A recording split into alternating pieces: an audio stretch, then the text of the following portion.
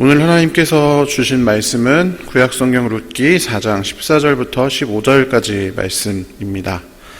룻기 4장 14절 15절 말씀 같이 한 목소리로 봉독하겠습니다. 여인들이 나오미에게 이르되 찬송할지로다. 여호와께서 오늘 내게 기업 물을 자가 없게 하지 아니하셨도다. 이 아이의 이름이 이스라엘 중에 유명하게 되기를 원하노라. 이는 내 생명의 회복자이며 내 노년의 봉양자라. 곧 너를 사랑하며 일곱 아들보다 귀한 내 며느리가 낳은 자로다 하니라. 아멘. 오늘은 룻기 전체의 내용을 통해서 하나님이 우리의 일상, 특별히 우리 일상의 기쁨 그리고 고난에 어떻게 개입하시는지, 그리고 그것으로 어떻게 자신의 계획을 이루어 가시는지에 대해서 함께 묵상해 보도록 하겠습니다. 룻기는 성경에서 상당히 재미있는 위치에 있습니다. 끝을 모르고 암울해져가는 사사기와 다윗을 통해 이스라엘 나라가 세워지는 희망적인 사무엘상 사이에 위치합니다. 그리고 그에게 걸맞게 룻기의 내용도 끝을 모르는 비극에서 시작하여서 희망으로 끝을 맺고 있습니다. 완벽하게 사사기와 사무엘서 이 두 개의 성경을 연결해주고 있는 것입니다. 룻기의 주요 등장인물은 룻과 나오미와 보아스입니다.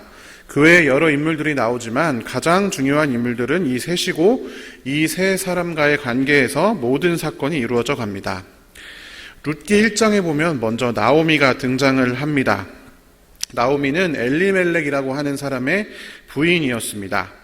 그리고 이 엘리멜렉과 나오미 사이에 말론과 기럐이라는 두 아들이 있습니다. 이 엘리멜렉은 기근을 피해서 모압 땅으로 온 가족을 이끌고 이사를 하게 됩니다.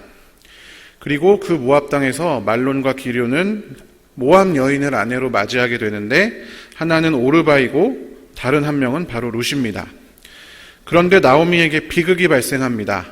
나오미의 남편인 엘리멜렉이 사망하고 또한 두 아들마저 모압 땅에서 사망하고 만 것이죠.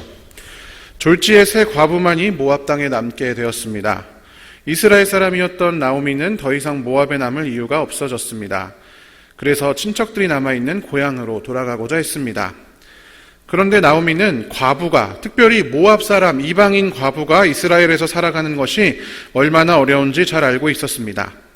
그래서 시어머니를 따라간다고 하는 두 며느리에게 모압의 자기 집으로 돌아가도 괜찮다, 이렇게 이야기를 합니다. 두 며느리 중에 오르바는 울면서 시어머니와 작별을 고하고 집으로 돌아갔지만, 룻은 여기서 그런 선택을 하지 않았습니다. 룻은 놀라운 신실함을 보여줍니다. 룻기 1장 16절에 이런 구절이 있습니다. 룻이 이르되 내게 어머니를 떠나며 어머니를 따르지 말고 돌아가라 강권하지 마옵소서. 어머니께서 가시는 곳에 나도 가고 어머니께서 머무시는 곳에서 나도 머물겠나이다. 어머니의 백성이 나의 백성이 되고 어머니의 하나님이 나의 하나님이 되시리니. 아멘. 룻은 어머니를 굳이 따라갈 이유가 없었지만 이 어머니 나오미에게 신실함을 지켰습니다.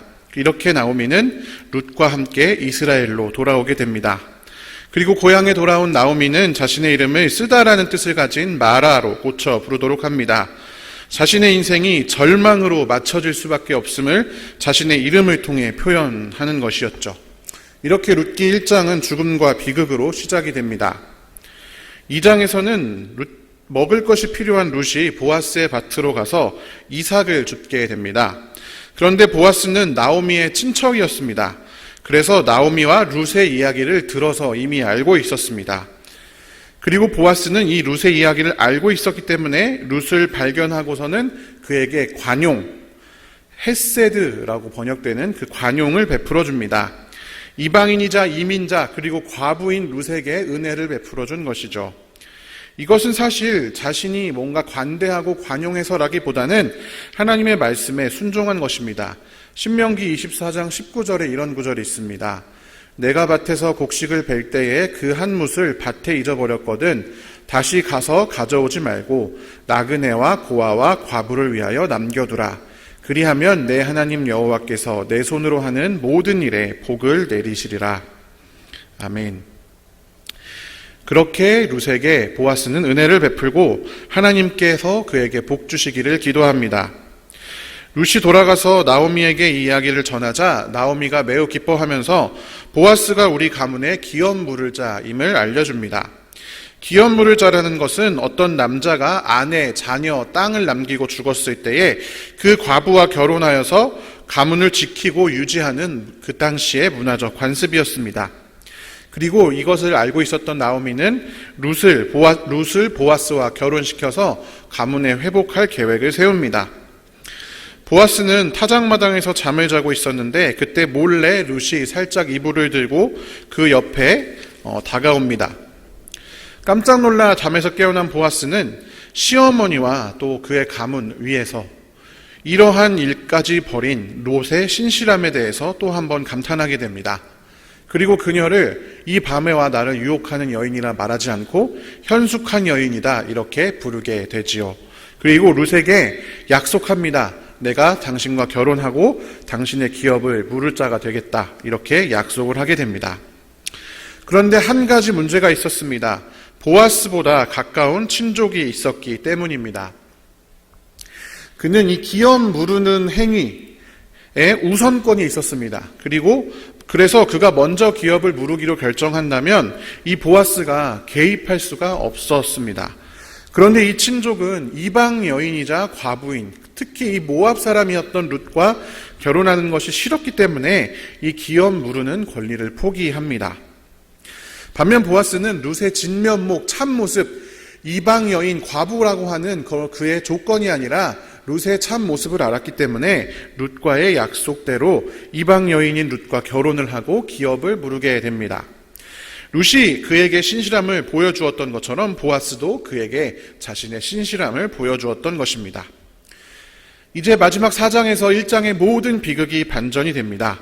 모든 혈연이 끊어졌던 나오미의 가정에 새로운 자녀가 태어납니다.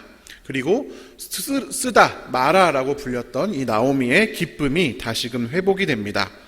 서두의 비극, 1장에서 나온 비극과 절망에도 불구하고 룻은 신실하게 어머니를 따랐고 결말에서도 또한 보아스가 자신의 관대함과 신실함으로 나오미의 가족을 회복시키는 것입니다.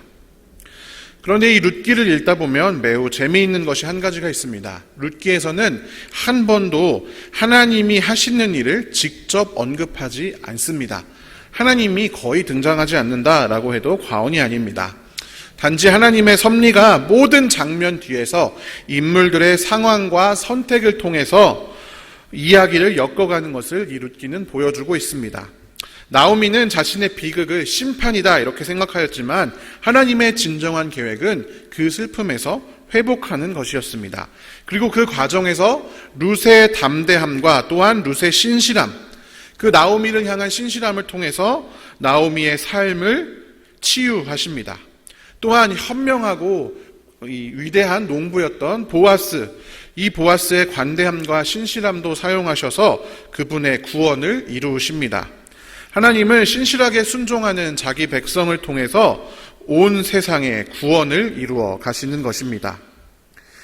일상의 아주 작은 선택, 불쌍한 시어머니를 향한 롯의 신실함, 그리고 이방 과부를 향한 보아스의 신실함, 하나님의 목적과 뜻이 하나님을 닮아 살아가는 사람과 만났을 때에 어떻게 되었을까요? 룻기 4장 17절의 말씀을 한번 읽어보겠습니다. 그의 이웃 여인들이 그에게 이름을 지어주되 나오미에게 아들이 태어났다 하여 그의 이름을 오벳이라 하였는데 그는 다윗의 아버지인 이새의 아버지였더라. 아멘. 바로 메시아의 족보가 되었습니다. 그들의 작은 선함, 작은 신실함, 그들의 일상에서 만났던 사람에게 베푼 선대가 현대 우리에게까지 놀라운 나비 효과를 일으킨 것이죠. 그저 가정생활을 하고 있었던 룻이, 그리고 매일처럼 그냥 밭에 나갔던 그 보아스가 자신의 일상 가운데 아주 작은 선대, 아주 작은 관용, 아주 작은 신실함의 선택을 함을 통해서 메시아가 이 땅에 오게 되었다라고 하는 것입니다. 사랑하는 성도 여러분, 평범한 일상이 모여서 하나님의 원대한 구속사역을 이루어 갑니다. 매일 아침 눈 뜨고 밥 먹고 만나는 사람들, 그저 무심히 지나쳐 볼 것이 아니라 그 안에 일하시는, 아주 생동감 있고 구체적으로 일하시는 하나님의 역사를 우리가 바라볼 줄 알아야 합니다. 하나님의 역사는 특별한 사람들, 미래를 보는 사람들, 권력, 힘, 정치적인 파워 이런 것들이 아니라 평범한 일상들 속에서 우리가 하나님의 말씀, 하나님의 뜻을 순종하면서 다른 사람들에게 우리의 뜻을 따를 것을 요구하고 우리의 의견을 강요하고 그렇지 않은 사람들을 비판하고 다른 사람들이 고통받든 안 받든 나만 중요한 그런 것이 아니라 다른 사람들에게 진실로 관대함으로 신실함으로 보여줄 때에 하나님의 역사가 이루어집니다. 오늘 하루도 우리의 일상 가운데 그러한 위대한 일들이 일어나기를 간절히 축원합니다. 기도하겠습니다. 사랑의 하나님 감사합니다. 오늘도 우리의 일상 가운데 일하시는 하나님, 우리가 그 하나님의 얼굴을 바라보기를 원합니다. 주님, 우리가 그저 스쳐 지나가는 많은 사람들, 많은 순간들, 많은 상황들 아무 생각 없이 흘려보내는 것이 아니라 우리의 일상에서 매 순간 우리가 최선을 다하여 하나님의 뜻을 따르기로 결단하고 하나님의 뜻을 실천하기 위해 애쓰고 만나는 사람들에게 선대하고 관대하고 신실하게 행동할 때에 하나님이 그것을 통해 하나님의 구원의 역사를 이루시는 것을 우리가 믿음으로 바라보며 그러한 삶을, 그러한 일상을 살아가는 사람들 될 수 있게 인도하여 주시옵소서. 자꾸만 다른 것, 무슨 특별한 것, 놀라운 것, 위대한 것 쫓아서 살아가는 사람들 아니라 일상의 위대함을 바라볼 줄 아는 귀한 우리가 될 수 있도록 인도하여 주시옵소서. 오늘도 이 아침에 가지고 나온 모든 기도 제목들 주님께서 기쁘게 연락하여 주시고 하나님의 뜻대로 우리 삶 가운데 채워 주시옵소서. 감사드리며 예수님의 이름으로 기도합니다. 아멘.